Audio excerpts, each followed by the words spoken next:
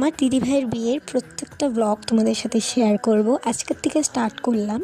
এই দিন ছিল আইবুড়ো ভাত, মানে মা আইবুড়ো ভাত দিদিকে দেয়নি, বিয়ের দুদিন আগে সেটা হয়েছিল। আর সেদিন একদম সকালে আমরা চলে গেছিলাম মাসি বাড়িতে, শিলিগুড়িতে আমার মাসি বাড়ি, সেখানে। তো সেখানে গিয়ে আর কি মা সব আয়োজন করছিল।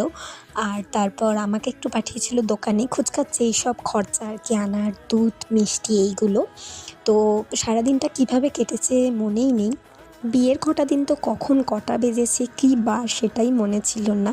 তো সেই দিনও সেই রকমই হয়েছে, একদম বিকেলবেলা দিদির যখন আইবুড়ো ভাতের আশীর্বাদ হচ্ছিল, তারপর আমরা খাওয়া দাওয়া করেছি, একে একে সবাই আশীর্বাদ করছিল।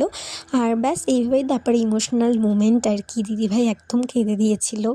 তো এইভাবেই আইবুড়ো ভাতটা খুব ভালোভাবে হয়ে গেছিলো সেই দিন। আমরা সব বোনরা মিলে দিদির সাথে খাচ্ছিলাম, এইভাবেই সময়টা কেটে গেছে।